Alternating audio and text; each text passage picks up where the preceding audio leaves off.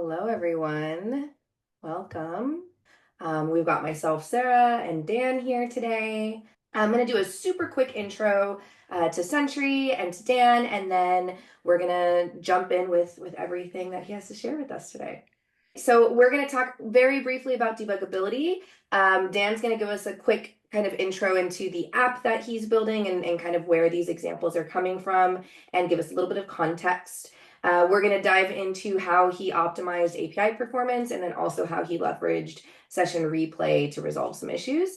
And then we'll have wrap up and Q&A. We did get a couple questions ahead of time, so we'll kind of try to sprinkle those here and there as we're going. But yeah, we'll go ahead and get started here.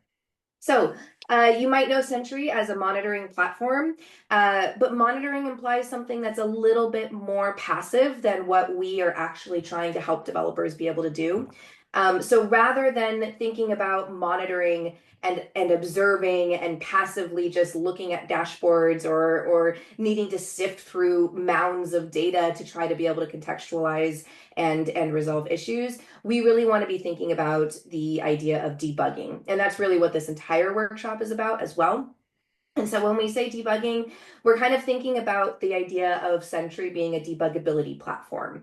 And what do we think about that? First of all, it's contextualizing the issues that you might be facing, whether these are issues that are reported by errors or are reported by users or are preventing users from being able to do something, or even things that are just kind of typos on your site that you might not have realized. And then also thinking about issues, performance issues rather, and how performance, you can leverage our performance tools to be able to make your apps more responsive and more reliable for your users. So gathering all of that data that you would traditionally expect in monitoring and observability platforms, but contextualizing them in how your users are using your applications and what your goals are. The next thing is prioritizing. So not just throwing all of that data at you and making you sift through it all and try to figure out what's going on, but rather grouping issues together, being able to auto-identify whether something is likely to be a high priority issue, medium or low priority issue, giving you data like what types of users this is affecting, how many users, how long this has been going on, whether this was something that is in a really old release and so maybe not as critical because you expect most people to be on newer releases, or something on a newer release and so maybe more critical. And then the last thing is being able to trace. So not just, again, getting that information and knowing what's important, but also being able to trace the issue, whether it's presenting in the front end, but it's actually a back end issue, all the way through being able to trace them to the microservices that you might be using, and being able to just kind of understand the impact of an issue all the way throughout your entire system. So you'll notice throughout today's workshop that Dan essentially used all of these kind of pillars, if you will, to be able to effectively debug and quickly debug. And this was one of the questions we actually got ahead of time, which was that will this help me stop using console.log for debugging? And ideally, yes and no. I mean, the idea is that, yes, this is a debuggability platform. So the console.log is essentially going to be presented in things like session replay. You'll be able to see what was going on at the point in which users were doing something. And so Dan will show that off later today. But it's meant to be part of your entire debugging process. And so there might be times when you want to create the issue locally, in which case maybe console.log is still useful. But yes, for a lot of the issues, instead of trying to recreate locally, you'll be able to leverage these tools. All right. So that's all I really wanted to say. If you have any questions, let me know. And we're going to pass that over to Dan now. So I'm going to stop sharing my screen and allow him to share his. Awesome intro. So perfect segue and exactly what I've been doing in my app. I've essentially this is a teaser for what we're gonna get by the end of the stream, and it's getting from 54 seconds in response time on the left side here to actually down to 17.8. And also along the way figuring out that the code is maybe a little bit too coupled, that we are not doing some things efficiently, and visualizing a simple trace initially and then getting smarter about what to trace, because we get some stuff automatically, but ultimately we need to help the trace view a little bit and give it more information on when a task starts and when a task ends. So the app in question is a Next.js app, and it's going to be in that context. However, you can definitely apply this to anything else. The app is called Chipixon, and I think I have just a small preview. I'm not going to go into details what it does, but essentially you have a different all sorts of tweaks and toggles where you can, for example, generate a landing page with AI. You can select some themes and colors and so on. And this thing at the end, it will generate a blog, a website, a full-on Next.js code base that you can use to build on top. So think of it as a customizable code base that saves you the time that you usually spend on setup before you start on a project. At the end of it, you have a deploy button. You press deploy to Vercel, and then you are essentially good to go. You have a deployment in a couple of minutes, and if we just visit that, so we have some sort of idea of what you get. It's a landing page like this, and as I mentioned before, you get these are AI generated based on the information that you put in, and then you get a blog, and then you get search and whatnot. And the thing about this is that it takes quite a long time to generate all these files, especially around images, but also especially around the landing page, which has quite a few AI calls to OpenAI in this case. And these days, a lot of people will have those calls either to enhance the product, or maybe the product itself is based on that. And it's a bit tricky to optimize them. Sometimes you need to split them up into multiple calls, or sometimes it's about tweaking the prompt, or sometimes it's about using different models or a combination of models. So here's how I started.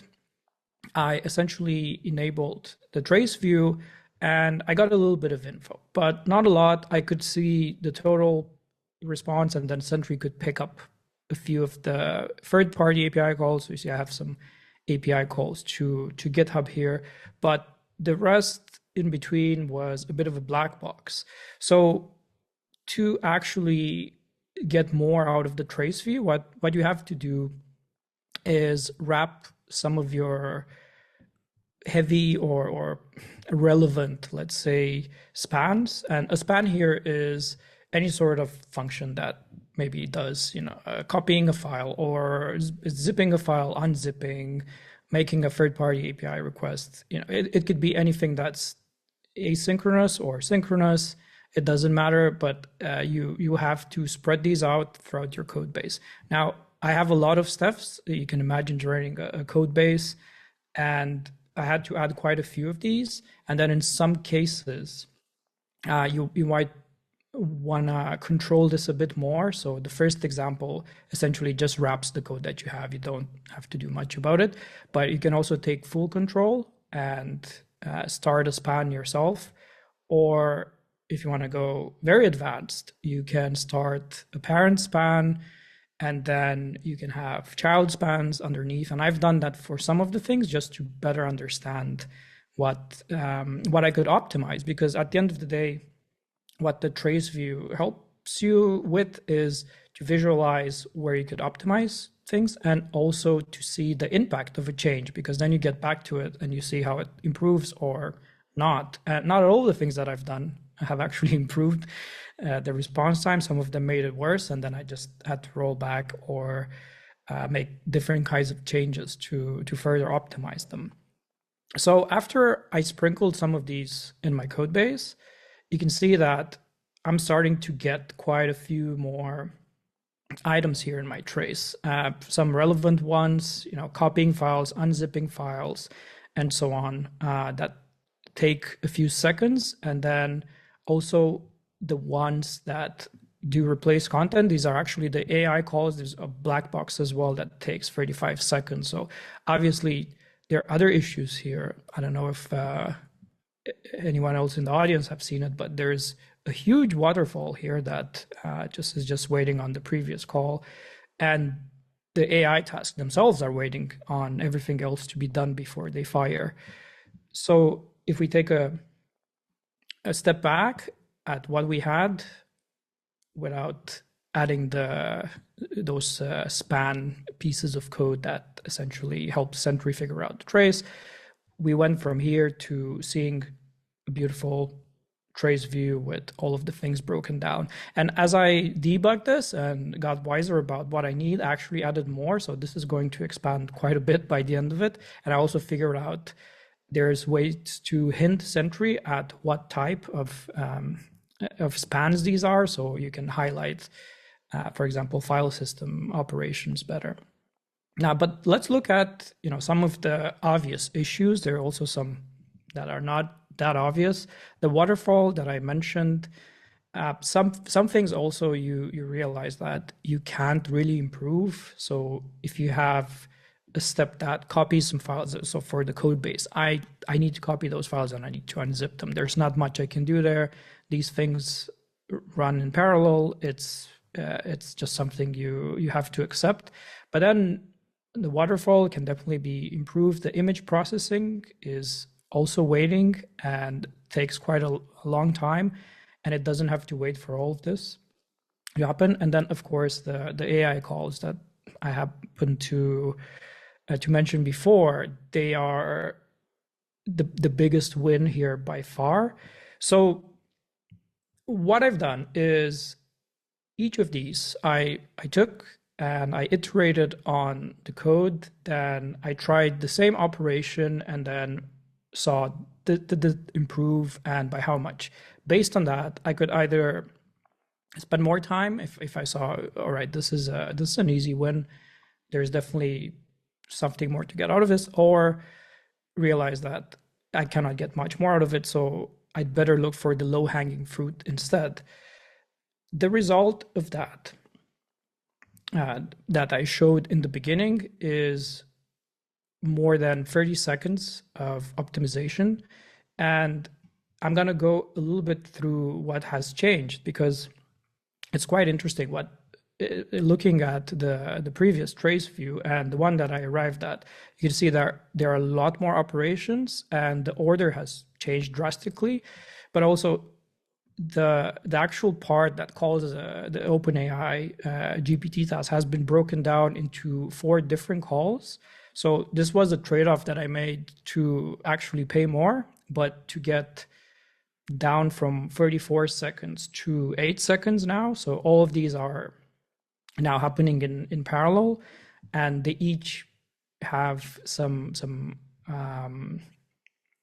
fail safes. If one of these fails, the concern is you will have partial AI generation, and then if one of them fails, there will be retries and so on. So in practice, some of these will retry, and then the response time is a little bit longer. But putting them in front of everything else meant that while this long-running operation is going on, we can actually fire off the rest of the stuff, no problem. And hopefully by the time these tasks that have now been parallelized, by the time they finish, the AI content is also ready to go. And you can see there's not a lot of waiting. Only towards the end, of course, the resulting content that we get, that one needs to be zipped as well and has to be committed to a GitHub repository, and that stuff is out of our hands. Again, creating the GitHub repo here. So some takeaways here are that the trace view itself is not only useful for you to understand what's going on, but to find code smells and to find dependencies where they shouldn't be any. So for example, in the initial picture here, there's no reason to have a dependency between the AI generation task and image generation. But until you visualize that, you can imagine how much code goes behind this. Until you visualize it like this, you actually don't know that this is a problem. And similar here, that you have all of these relatively fast operations that add up quite quickly. And if you don't have the trace view, you might be building up on them and making them worse and worse to a point where you will have to refactor a lot of it. So this, I think, kept me on my toes and overall made me think twice about some parts of the code that weren't really polished at all. So there was quite a bit of refactoring involved in the process as well. That, and obviously going from 54 seconds to 17 seconds meant that this app got to feel a little bit like magic again, because when I first launched the product and people could have this amazing user experience or developer experience, if you want, that you press on the generate button and you get a full code base deployed in just 20 seconds, is part of what made the app great in the first place. And the longer this took, then the more of that I would lose, and the more the wow factor would be gone, and people won't be talking about this, they won't be sharing, and overall they will be less satisfied with the application. So a huge win on user experience because of it. Then this could, in other situations where performance is the mode of your product, this could actually mean that you have a competitive advantage against other companies having a similar offering. I'm not sure if it's the case here. My product is somewhat unique. I don't have a lot of competitors, but for sure, people will be more likely to remember something that works very quickly, that performs above their expectations.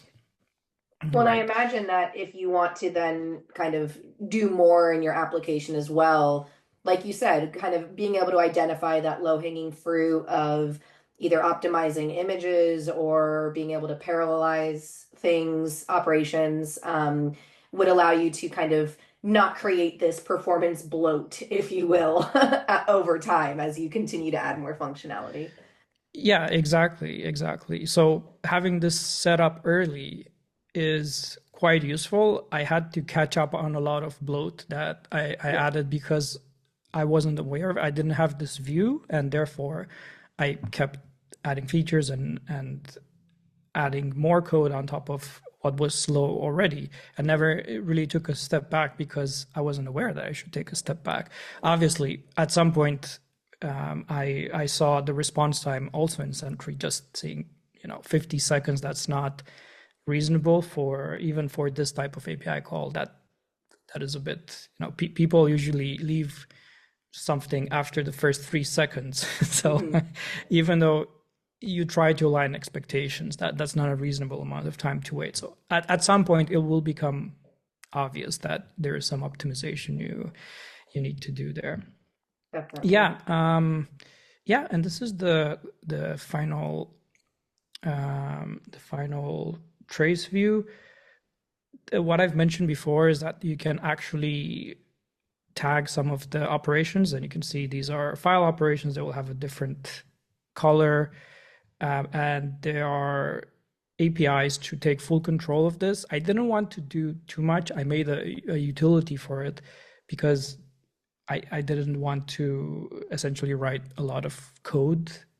But if you have multiple services or you have a microservice architecture, you might be forced to organize this even further and to add some more code, which is all right. I don't think for what you get, you kind of set and forget. You wrap whatever you're calling in one of the spans, and then you just have it forever. So yeah, there's a question if this is available in Sentry 7 or 8. I'm using 8, but It Sarah, do you should happen to know? be. I'll double check, but it should be Yeah, double available check. still Yeah. in the SDK for 7. Yeah. Fantastic. Yeah, and then looking around the trace view, there's a lot of other information you can get from the span itself.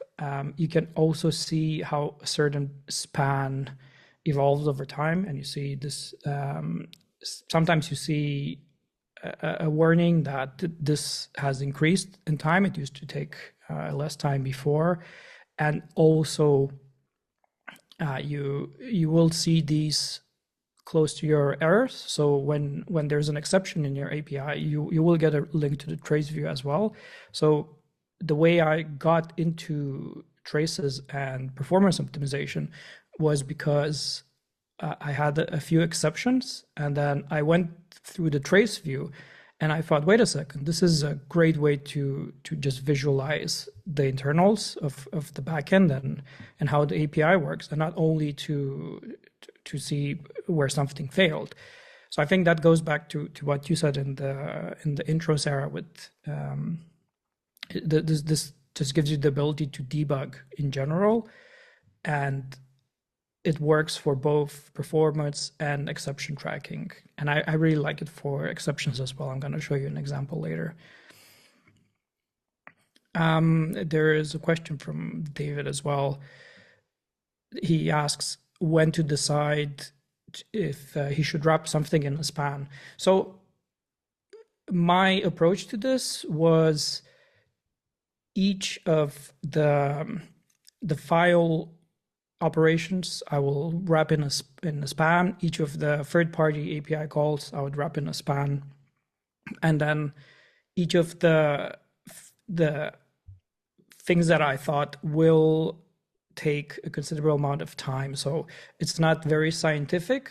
As I showed you initially, I just had a go at it, and I wrapped a few things in a span. And then as I was debugging this, I realized, well, I want a bit more information on some of these. There's still a bit of a black box. So you can see, for example, this one was replace a logo and favicon combined. So this essentially wrapped all the file transform image processing in one span. And then later on, I thought, well, actually, I want to split this up. So you can see there's a resize, then resize and write logo, and then generate five icon and write logo files as separate spans. So I don't think I have a general rule on how to do it, but what has worked very well for me is to iterate on this and to pick some of the things that I thought are obvious, then look at the trace and expand some of them as I needed more information. So it might not be something you get right from the start. It's a bit of a continuous effort, especially as you expand things, because something that didn't used to take that long might all of a sudden take longer because you have changed something in your infrastructure, for example. And I think this is a good kind of point to the like question of will this make me stop using console.log? It's the same kind of thing, right? Like it's the let me kind of get a broad idea of what's going on, and we often kind of create one console.log that says, start and end. Okay, it is in the middle of there. Okay, now where is it in the middle? Let me put it at every function. Okay, now I want to dive deeper into these, microservices, or I'm going to add one to the back end or whatever it might be. So I think it's the same process, and that's what we really try to do is create that authentic debuggability, the authentic debugging process that you would do even without tools, but then give you the context and the tools that Sentry has to be able to dive deeper and better understand. Yeah, the question if it's okay to keep these in production. Yeah, it's perfectly fine, for sure. So Definitely. you'll Yeah, we do a lot of work to try to minimize the impact of having these, obviously, to your performance, and there is going to be kind of a trade-off. But having them in production, I would say, is really important because then you can actually, when there is an issue, you can resolve it quicker. So it's definitely a trade-off, and you should always kind of think about that. And if something is really solid and you haven't seen issues for a very long time, then maybe you want to reduce the spans happening there. But having the spans there will help you be able to resolve things much faster. Yeah. I'm sitting on a perfect example here because obviously if just this span is taking 8 seconds to complete, the the time that will be added by having the spans in production, it really doesn't change the result here. But of course, if you have sub 100 millisecond response times that you need to cater for, then yeah, the answer might be a bit different. But I think for most applications, for most APIs, it's perfectly fine to have these in production. I wouldn't worry about it. Yes, that is about it with traces. Sarah, do you have something to ask or Yeah, I something on think your mind? one Yeah. person ahead of time had asked a question about, and you've touched on this a little bit, but how is it that we can trace from front end to back end? So it's essentially kind of the idea of distributed tracing. I think you're going to show a little bit of that maybe and kind of how you set up your code. So maybe we can jump into that and that'll be answered there. Yes, I think I have that. Well, the next one is around session replay, but I had a very quick. So for Next.js, the answer is very simple. Let me just find it. And by the way, I'm using macOS as a PowerPoint framework. I don't know if you're supposed to do that. I just thought this makes Love it. sense. Yeah, so for Next.js, and this was essentially what blew my mind, was that I ran the wizard and it set up three configuration files, one for the client, one for the edge, and one for the functions, well, non-edge serverless part, let's say, classical backend. And this was it. Just having this wizard running, I did get a token that I needed to put in the deployment pipeline at the end, as I remember. And then that was it to get front end to back end tracing. It's really amazing. So it's essentially what made me love Sentry. I think the first time I tried it and I tried the wizard in the CLI, I thought this is I'm not going back from this. I'm gonna use this product because it's an amazing experience. So yeah, that's essentially for Next.js. I think the wizard works in other languages as well, right, Sarah? And for most of them, you don't need to do much setup to get front end to back end tracing. Yep. You have, Yeah, yeah, we essentially designed our tracing such that for any projects that you have within your org, you'll be able to see those traces, those distributed traces, if you will. So be able to trace from front end to back end.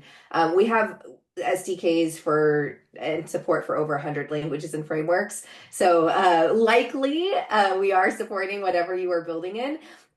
For some, it is a lot easier to set up. We have these wizards that just make it ridiculously easy. We're working on more wizards for more languages and frameworks, but yeah, essentially all of it is fairly simple. All of it is essentially like 3 or 5 lines of code to set up, and then depending on where you want your spans and things, there's other things that you would do. But you can check out our docs for that. I'll put that in the chat here, and just basically click on your SDK that you want to look into and see what the support is there. yeah. You're gonna love it. If you haven't, I install this every few weeks when I do a new project, and that's the part that I'm most excited about is to go through the wizard again because it's so cool. Yeah. It's a great experience.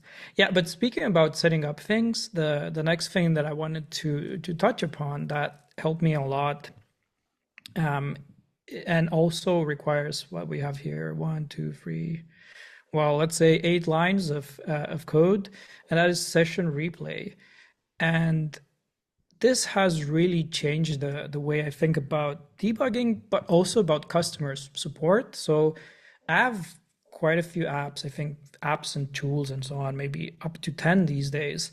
And a lot of the time I have to spend on customer support and asking them essentially what went wrong, because you would ideally want to see exactly what they've done to get to an exception, for example, or to get to a part that they don't understand. And before adding these 8 lines, you couldn't, and now you can. And I also do consultant freelance work, and I have heard this 1,000 times. People wishing to see exactly what the customer was doing, but instead you get some sort of email, you get some sort of contact, and you need to schedule a call, and you need to embarrassingly talk to that customer, and you will have to admit that you basically don't know what went wrong, and can you please show me what what went wrong. So I'm on the other side of that, and I just think session replay is great, no matter if you're, a small developer as I am, or a huge enterprise that has, 20, 30 apps, interconnected services, and so on. Is just as useful in both cases, because in both cases, when something goes wrong, you really wish you'd like to see what went wrong. So I have a couple examples here of just things that happened to me that I was really happy to fix in 5 minutes or so, just because the session replay showed me exactly what went wrong. So this is one of them. There's a component explorer, and this one contains about 200 different components, and you can filter, you can do all sorts of things. So really it's client heavy, and I don't know exactly what you've been doing here. And sometimes when you interact with these or you try to copy something, this thing can fail for various reasons. Some of them are integrated directly with GitHub, so I don't even own the code. So things can go wrong just because people are not, or people have updated something in a repository that I am not aware of.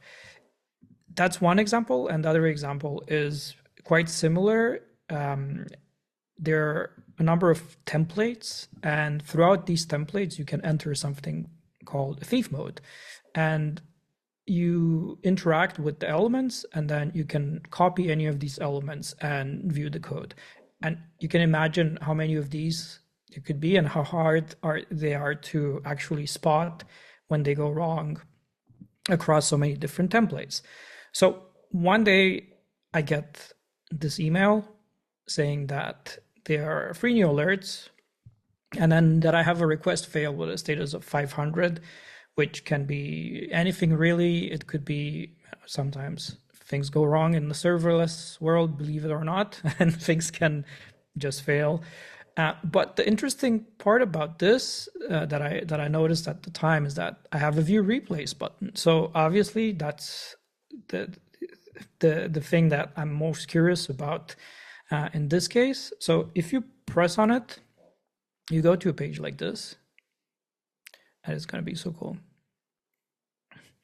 And you see exactly where the user was clicking with the mouse and what went wrong. You see the error.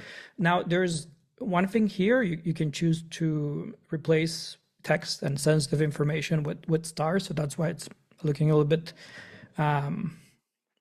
geeky, I guess, nerdy would be the word I would say.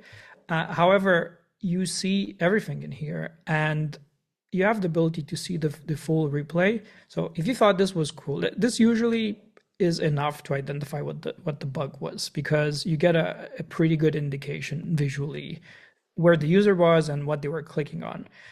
But if you press on the full replay, this is when it gets really crazy. You have a number of options here. You actually get a lot more before the thing that went wrong actually went wrong, and you can see breadcrumbs of what is happening, what the user was doing. And this is, at a level of detail that you cannot really get with console log. You can see as the user was getting, what errors the user got, and you see I have spotted some other errors here, not only the network one, and each of the DOM elements that they were pressing. And not only that, you see a full console and you see exactly what happened in that error, and you see the network. And this is similar to what you see in the browser. This is pretty much as getting in the shoes of the user and replaying through what they've done, including the network, and figuring out what went wrong. So if I go for the request here, I see, oh, there's the 500. Make this a bit smaller. And then you can see, all right, what was the request? You can see all the data that you've sent and even the response. If you need to configure that though, as far as I remember. Yeah, and that's because there might be sensitive data there, so you want to allow certain URLs if you want to see the body. But in this case, I already got enough, and tying it back together into the debuggability and ability to dig deeper into what went wrong. You also have a trace, as I mentioned, and let me make this a bit bigger here. And you can see the same thing that we saw in the performance trace pretty much. You can see that this user tried 4 times to do the same operation, and you can see how it failed.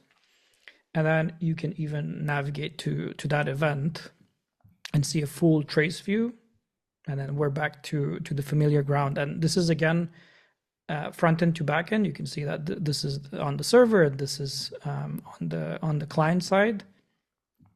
And I did nothing to really enable this. This came out of the box with the wizard. And finally, you can also, if you're really at this point, you got so much information that it would be pretty impressive to not find the issue. But if you don't, you can actually navigate to the issue and it will show you the exact line of code that has failed, which is this one here. So realistically, you have everything you need to fix this, and you don't even need to bug the user. And what has happened to me in a couple of cases is if I'm at the desk and I get one of these emails coming in, and I just take a quick peek, if it's a 5-minute fix like this one, I would make the fix and push to production, and then in the meantime, I would get an email from a customer, and I can't explain you. It's Sarah, when you write back and you say the issue has already been fixed, Oh my you don't have gosh. anything to worry about. That is the best feeling in the world, Yeah. and just for that, and for the 8 lines that it takes to to get the session replay on, I I can't recommend it enough. So And you can yeah. actually, so there's a couple things with both session replay and Sentry in general. So Dan showed that we obfuscate pretty much all text and image data right out of the box when it comes to replays. You can actually change that though. You can not obfuscate all that data. So if you know for a fact that there isn't private data, personally identifiable information, PII, whatever word you want to use, if you know that that is not private information, then you can unobfuscate certain things. We do this because we are a privacy first company, and all the obfuscation happens on the client. So we don't even get that data onto Sentry servers before we obfuscate that. And then also, when you are in that issue view, I mean, even in this view, but when you are in that issue view, you can see the users that it's affecting. Obviously, like, you probably don't want to get all of the people, but if you are capturing user email, then you will get that if they're logged in, and you can kind of see, okay, these users are really affected, and so maybe you even proactively reach out and say, we've encountered this issue, we've already resolved it, and people are like, wow, I didn't even get a chance to complain Yeah. yet. Yeah, that's a that's an even better approach where you're the one sending the email first, and like, Yes, oh, I didn't realize it's supposed to work that way, but thank you. exactly. And then you can see kind of on the right hand side, it shows, how many people that it's been affecting, how many times this error has shown up in the last 24 Mhm. hours, last 9 days, the last time it was seen, which release it was in, the first time it was Yeah, seen, which release it was in. And we do have some automation that'll help with that you can kind of set up and or that we will kind of suggest to you to say, hey, this person is the code owner for this code, and this is the likely commit that caused this issue, and so maybe you want to tag that person in it or whatever it might be. yeah, right. That's also a fantastic feature that you can tie it back to a commit or to a release and Yeah. sort of figure out. Yeah, I still think the amount of information that you get will help you nail down this issue in minutes Yeah. in 99% of the cases. And I love it for that because what's really annoying here is having to match this with the part of code that actually failed. And Yeah. you can have a pretty complicated setup sometimes. You can have a lot of serverless functions, you can have a lot of dependencies, and it's hard to understand where in that chain the issue has happened. And this one, I haven't encountered one of those yet. Yeah. Once I set this up, I always get the exact place where something happened, and I can fix it within minutes. So, And that's, love it. our goal is that you aren't spending a lot of time in here. So, and that's why you'll see a lot of that repetition. So, if you start from an email from a session replay and that, you open it up and you see the trace and then you go to the full trace view and then you see the issue and then you click into the issue, you'll notice that on this issue, you can go to the full trace again. The session replay is down below. Because depending on the type of issue, how you've set up alerts, how you and your team work, you may be entering at different places, and we want to make sure you have all Mhm. that data. Bruno Right. asked, will all the errors be related to a session replay, or can you get errors without a session replay? Yeah, that's a great question. No, you do not have to have a session replay with errors. So Sentry started as tracing, like tracking and alerting to errors. So all errors within your app will likely be caught by Sentry, and you'll have issues just kind of listing all of those. Same with performance issues. So if we're detecting any errors or performance issues, all of that will be captured. Session replay and kind of these other features are beneficial for additional context and ability to prioritize. But no, you do not have to have a session replay with every single error. Yeah. Yeah. To add to that, you can also tweak that and reduce the number of session replays or increase them. There are these two sample rate uh, things that you can configure when you set it up. I haven't touched that myself. I think the defaults worked fine, but And then you it's can see possible right to there the yeah, mask all text and block all right. media. You can change those, and there's additional in the docs kind of configurations for what you do want to mask or block. Yeah. Yeah. So what I really taking a step back, and what I really liked about session replay is the reality is that users, they don't really take the time to even report these. Maybe 1 in 5 users will be writing an email because they're angry, but the other 4, they don't even write the angry email. They just move on maybe to a competitor, or they just close it down and never use it again, which is a shame. And what this has done to me is made me realize I have quite a few paper cuts, things that go wrong in places that I didn't know they go wrong, and Mhm. none of the customers have said that things are wrong. Perhaps because they don't even know how a thing should work sometimes, or you just think, oh, maybe, maybe it's my phone because I use it on a phone and it's not working well there, or maybe it's an intermittent issue and I'll just try again later, and they never do. Mhm. And this really helped me improve the quality of the product and reduce these bugs that I would otherwise not be aware of or not really. It's also, I'll be honest, sometimes when I get an error, I think, is it really important to fix right now? But when you Mhm. have the session replay and you see exactly where it happens, you suddenly get motivated to fix that error because you realize it breaks a part of the UI flow. So imagine this in a checkout flow, where Yeah. perhaps a part where you put your address is not working correctly, or your zip codes, getting cleared when you do a certain action. That type of stuff can mean the customer completes the purchase or not, and being able to see that, because you can't really get the customer to replay a payment, right? There's certain situations where you just can't get this. You have to do guesswork and do a code fix in the blind, as they say, and hope that that solves the issue. So seeing exactly what the customer did, I think it's just worth its weight in gold.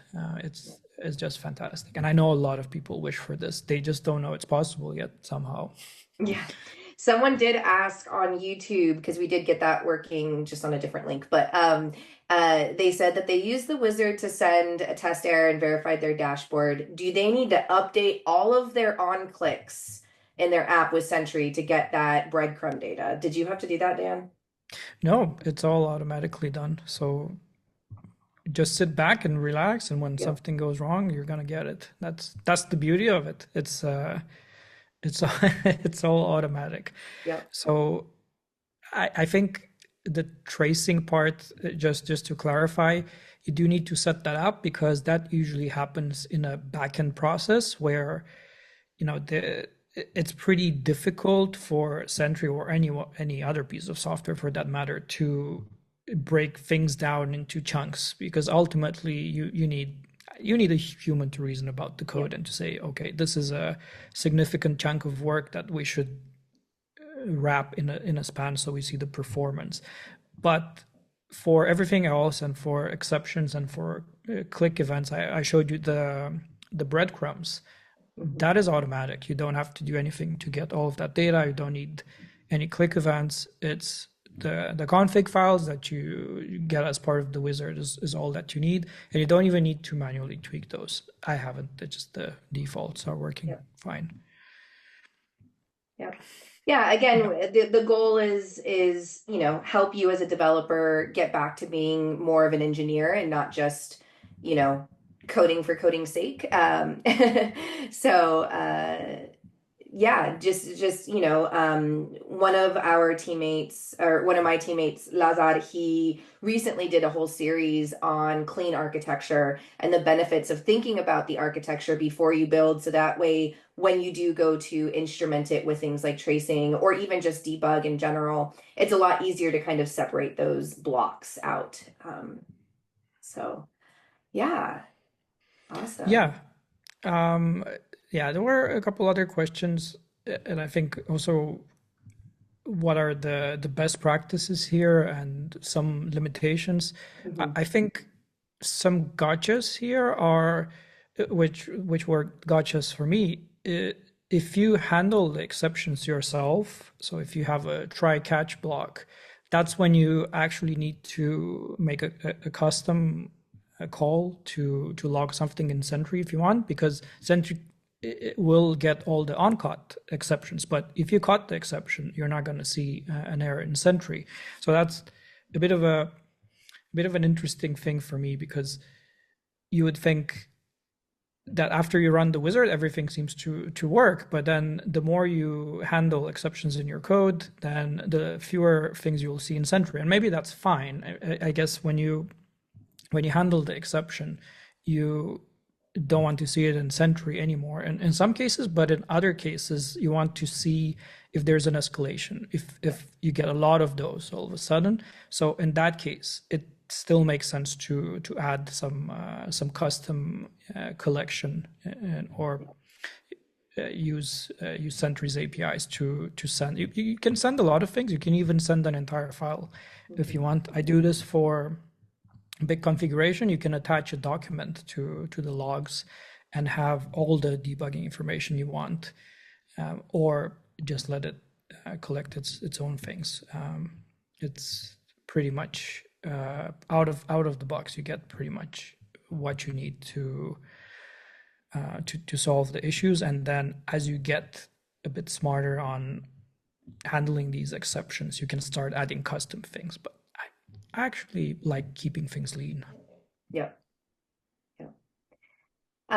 Is there any possibility of logging without the Sentry replay option? I think this is kind of similar to the question earlier. So it's not technically logging, it's just error capturing and error monitoring. But yes, you do not have to have session replay for that.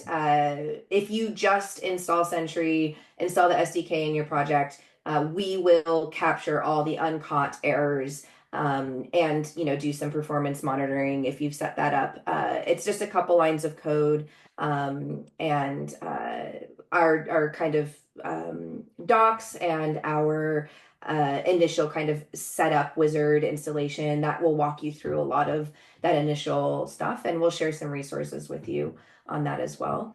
And we have a Discord, so you can join us on Discord. .gg/Sentry and ask questions there as well. Robin asked if it's only on a try catch that you do that. Yeah. Yeah, it's essentially when you are handling the exception yourself, right? So if you are doing kind of like an example of when you might want to make sure that Sentry is capturing something, even though you've captured it, is if you're like, okay, if this errors out, I'm gonna, gracefully handle this exception, but it's still a problem, maybe, right? And so you might want to still kind of address that. For example, if for some reason your call to the database is not returning correctly, or there's just kind of an error there, and you gracefully handle it with a catch that says, oh, this is now sold out, but it's not sold out. You probably want to know about that, right? You want to know that graceful handling happened, but that potentially there's an error for you to take a look at. And between both instrumenting it yourself and setting up alerts to make sure that you aren't being alerted for every single, tiny thing that maybe doesn't matter. We don't set that up from the beginning to be alerted that way. But thinking about kind of how you want to be alerted, who should be alerted. The way we use it at Sentry a lot is through Slack alerts. So we have channels that get tagged. And so an alert will go to a channel and it'll give you a lot of the details of what's going on. Yeah, fantastic. I Yeah. wanted to share a couple of things as we're kind of heading out. Feel free to continue asking a couple questions here as we do this. But so we've got, I just wanted to kind of give a quick overview here. These are some of the things that we hope you know about Sentry at the end of this. So tracing performance issues and errors with our trace view allows you to do that multiple, distributed tracing, that multi-service application from front end to back end and back without losing that context. So definitely check out our trace view. Today we showed a little bit about session replay, which is that video-like reproduction of user sessions. But in addition to that, we have a feature called user feedback, which is a literal like 3 lines of code that you add to your config file. It adds a widget to your web app, allowing your users to be able to give feedback directly. And that widget comes with a replay as well. So it'll attach to all of the things that you've seen Dan kind of present today. So those are great for if there isn't an actual code error being triggered, but rather it's just, let's say a dead click or something, or, your users are just using your application in ways that you never expected them to, or you have a typo, who knows? That's such a underrated feature too, Yeah. because actually a lot of people don't know about the user feedback widget. It's also a few lines of code to get it in there. And the next best thing you can do, except handling errors, of course, is to have an easy way for users to report them. Yep. This is a no-brainer. I've added this to my apps as well, and I think 6 months ago it didn't have spam protection, and now it does, and it's been working very well for me. It's I'm getting a lot of relevant feedback, and it's not only issues. Sometimes it's features as well, or some sort of request to add something. And also seeing the recording of what they did before that is kind of interesting, because you can get in the mind of the user and really understand the request better. Okay, so they were doing this before they requested this feature. Oh, okay, I get it. And maybe it's something else you need to implement than they requested, but you have the full context for it. Exactly. Exactly. And then, of course, what kind of tech company would we be if we don't do AI? However, because we aren't trying to like force you into our app for longer periods of time, and we are trying to just help you get in, resolve your issue, get out, we do kind of try to really prioritize where we are putting in our AI. So we've got a couple of things. Here's two examples of how we're leveraging AI. One is with autofix.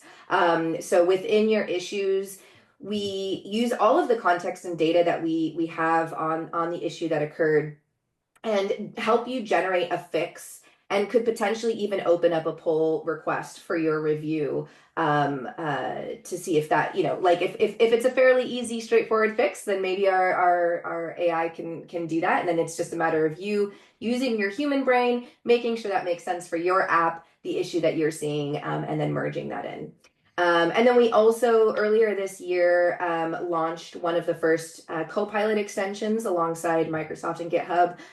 So the Sentry Copilot extension lives inside of VS Code. It's and it allows you to put in a link to a Sentry issue. So let's say Dan is the one who's working on the code, and I'm in GitHub trying and in Sentry trying to just make sense of all of the application and make sure that everyone's happy. And I'm like, oh my gosh, this issue is a high priority thing. I send Dan the URL to the Sentry issue, and then he can just go into Copilot, put in that link, and it'll give him an overview. And then he can ask regular Copilot, hey, how would I fix this if he needs help there?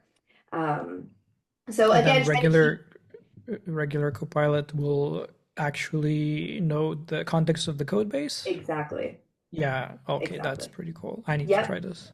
Yeah. Yeah, it's pretty great. And essentially just trying to keep developers where they are naturally, right? So if we're Hmm. already going to be inside of VS Code, then why do I have to leave and come Yeah. back?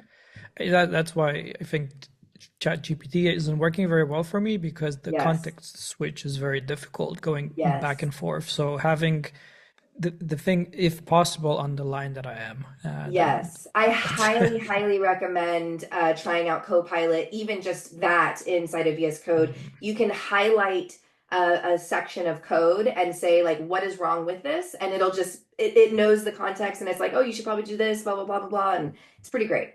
I love it. We do have a couple of links here for you. The first one is if you want to try Sentry. We do have a number of different plans. You can self-host Sentry if that's your jam. We have for you indie developers. I think Dan, you might be on our, or at least started on our developer plan, which is free.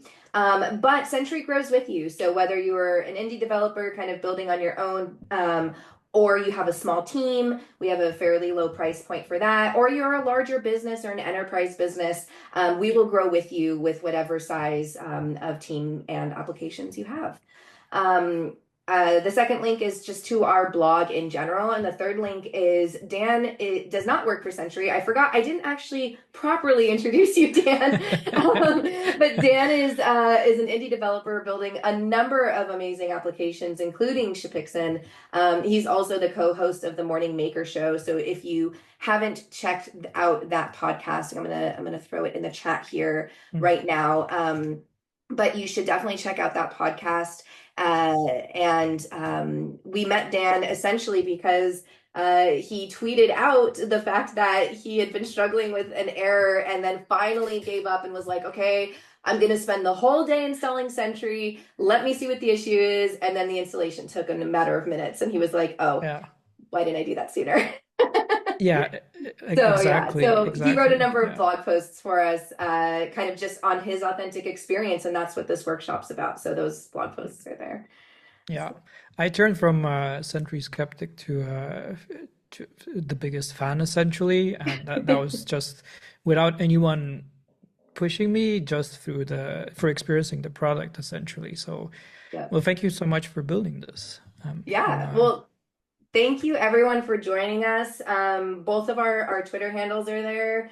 You can continue to engage with us and ask us questions. Thank you so much, Dan, for giving us kind of your authentic experience with how you leverage Sentry to be able to debug more effectively.